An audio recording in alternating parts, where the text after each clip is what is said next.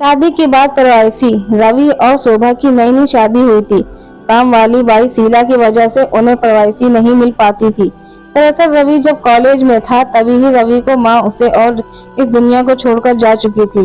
एक काम वाली बाई भी शीला को सुबह से लेकर शाम तक उनके घर का सारा काम करती और सबका ख्याल रखती थी। रवि के पिता प्राइमरी स्कूल के रिटायर्ड प्रिंसिपल थे। वो भी पूरा दिन घर में ही रहते थे। शीला बाई का दिन भर घर में रहना शोभा को अपने प्राइवेसी में बांधा सा लगता था। शोभा ने शीला बाई के एक दिन आखिर बोल ही दिया, शीला बाई अब मैं आ गई हूँ सबका ख्याल रखने के लिए, तुम सिर्फ सुबह शाम काम करने आया करो। शीला ने कहा ठीक है मैम साहब। उस दिन के बाद शीला बाई सुबह खाना बनाना, कपड़े धोना और पोछा करने के बाद चली जाती और वापस शाम को आकर खाना बनाती।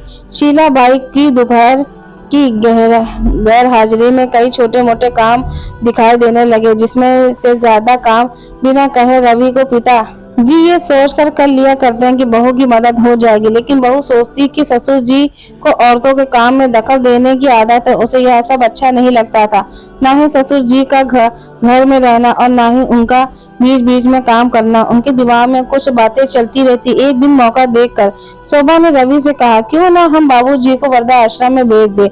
सिर्फ एक बार पैसा भरना पड़ेगा और उन्हें भी अपनी हम उम्र के लोगों का साथ मिल जाएगा।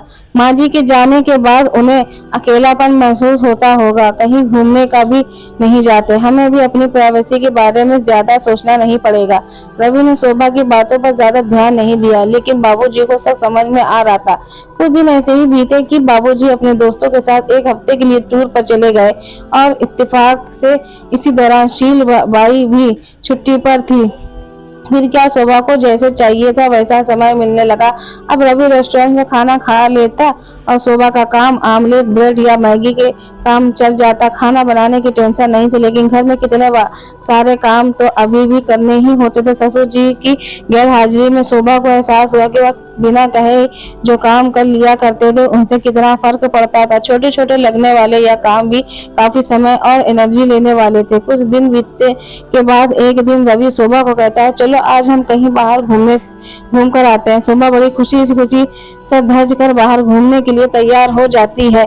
रवि शोभा को अपने घर में 4 किलोमीटर दूर एक चौल में लेकर आता है। एक आदमी रवि के हाथों से एक चाबी देता है। रवि उस चाबी को लेकर चौल का एक कमरे में का दरवाजा खोलता है। कमरा खोलते ही 2 रूम वाले उस छोटे से अंधेरे में भरे घर में अंदर रवि शोभा को लेकर जाता, कहता है कि कैसा लगा तुम्हारा नया घर। रवि कहता है, हम अगले महीने ही इसी मकान को भाड़े से लेकर रहेंगे अलग और अपनी प्राइवेसी का मजा लेंगे। अभी मेरी आमदनी के हिसाब से हम इसी को ही एक्सपोर्ट कर सकते हैं। रवि कहे यह व्यवहार शोभा के समझ में नहीं आया। वह अपने चौंकते हुए कहती है, हमारे पास अपना इतना बड़ा घर तो है, मैं फिर यहाँ हम बड़े भाड़े में रहेंगे। रवि उसे टोकते हुए कहता, सोच समझ कर बोला करो, अगर हमारा नहीं हुआ बाबूजी का है।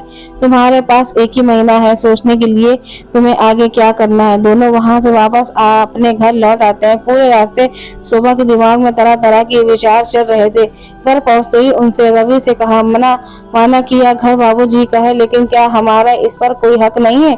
रवि ने कहा, हाँ बिल्कुल है, लेकिन बाबूजी के बाद जब तक वह है तब तक तो नहीं। अगर तुम्हें हक समझ में आता है तो तुम्हें जिम्मेदारियों भी समझ में आनी चाहिए। सिर्फ हक के बारे में सोचकर और अपनी जिम्मेदारियां भूलकर स्वार्थी होना क्या भला अच्छा होता है। बाबूजी मेरा परिवार है, उनके बिना हमारा परिवार अधूरा है। शोभा के पास रवि के इन सवालों का कोई जवाब नहीं था। रवि को इन बातों ने शोभा की आंखें खोल दी। वह सोचने लगी कि उसने अपने शारीरिक सुख के स्वार्थ में के लिए कितना नीचे गिर कर ऐसी घटिया सोच अपने दिमाग में आने दी। उसने मन ही मन अपना पछतावा होने लगा। शोभा रवि से बोली, मुझे माफ कर दीजिए, मैं सच में स्वार्थी हो गई थी, मुझसे बहुत बड़ी गलती हो गई। रवि बोला, तुम्हें पछतावा हुआ, मेरे लिए यही काफी है, मैं तुमसे नाराज नहीं हूँ। बेटे और बहू का यह वार्तालाप रवि के पिताजी दरवाजे पर खड़े होकर सुन रहे थे। बेटी की बातें सुनकर उनकी आंखें भर आई। उन्होंने आसमान की तरफ देखा और बोले, भगवान तुम धन्य हो जो तुमने ऐसे बेटे को जन्म दिया है। उन्होंने दरवाजा खटखटाया। बहू ने दरवाजा खोला तो उनके हाथों में पकड़ी थैली में गर्मा गर्म जलेबी और कचौड़ी की सुगंध उसको आने लगी। ससुर ने अपनी बहू से कहा, वो रामू हलवाई के पास ले आया हूँ, तुम्हें बहुत पसंद है ना। शोभा को अपने ससुर के प्रति विचार और उसके प्रति प्यार, उन दोनों का फर्क समझ में आते ही उनकी आंखों से पश्चाताप के आंसू और चेहरे पर अपने परिवार का प्यार और चेहरे पर अपने परिवार का प्यार के कारण मुस्कान आ गई। दोस्तों, इंसानी दिमाग में दिन भर हजारों विचार आते हैं, कुछ अच्छे तो कुछ बुरे, लेकिन किसी भी विचार को शब्दों के परिवर्तन करने से पहले उनको सोचना समझना बहुत जरूरी है। अक्सर विचार और वास्तविकता एक दूसरे के मेल नहीं खाते।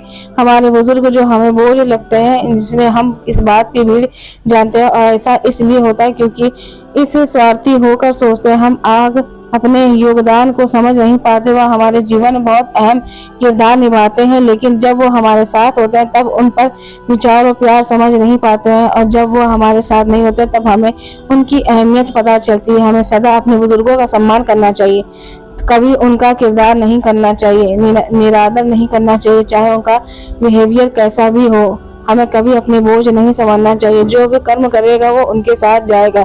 हम जो जिसके साथ करेंगे वो हमें हमारे साथ जाएगा। नेकी का फल हमेशा भगवान हमें जरूर देता है, भले देर से ही। कहीं पसंद आई तो इस स्टोरी को लाइक करिएगा, चैनल पर नहीं तो सब्सक्राइब करिएगा। धन्यवाद।